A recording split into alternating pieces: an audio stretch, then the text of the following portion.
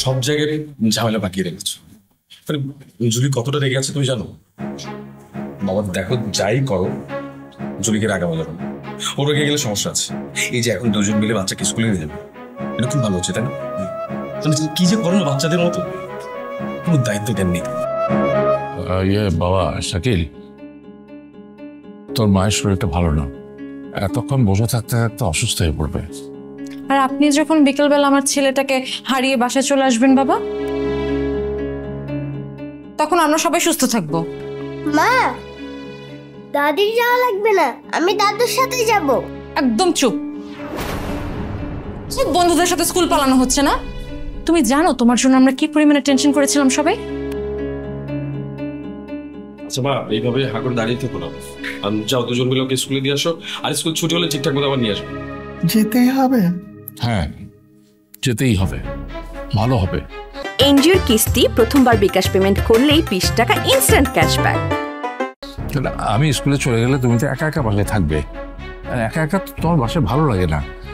তাতে আমরা দুজনে যাব, কথা বলতে বলতে আমার পুরো সময়টা কেটে যাবে। হ্যাঁ,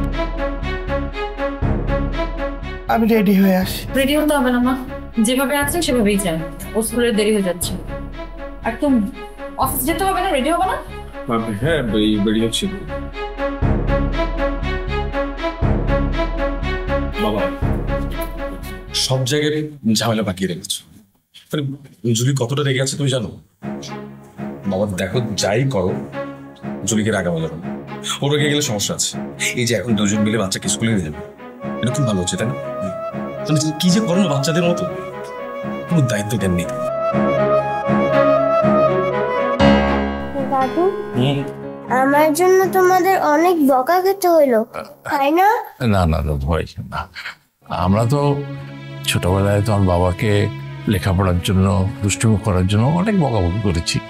এনজিওর কিস্তি প্রথমবার বিকাশ পেমেন্ট করলেই 20 টাকা ইনস্ট্যান্ট ক্যাশব্যাক। এখন সেগুলো ফেরত পাচ্ছি। আসলে সন্তানকে বকাবকি করতে নেই, তা নাহলে তুমি যদি বকাবকি করো, তোমার সন্তান তুমি যখন বৃদ্ধ হবে বকাবকি করবে এরকম করে। হ্যাঁ, তাহলে তো আমি বড় হলে আমিও বাবাকে বকতে পারবো। না না না, বাবার সাথে কখনো খারাপ আচরণ করবে না। বাবা কি জিনিস সবচেয়ে ভালো কে বোঝে জানো? যার বাবা নেই। হ্যাঁ, সবসময় ভালো বাবার সাথে ভালো আচরণ করবে। চলো, স্কুল দেরি হচ্ছে, আমরা যাই। চলো চলো। গ্রামের সবাই জানে ছেলের বাড়িতে আমরা কত আরামে আছি। এই হলো আরাম। আসতে বলো, আমি শুনতে পারবো তো বৌমা, তো আরেক ঝামেলা হবে।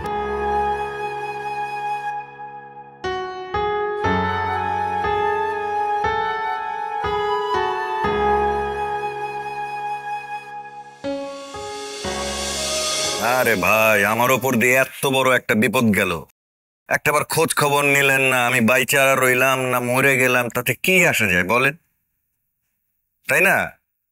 আচ্ছা যাই হোক, ঠিক আছে ভাই, আমি একটু সুস্থ হই তারপর। ওকে, ঠিক আছে। এই যে বাজারের লিস্ট, এই জিনিসগুলো লাগবেই আজকে।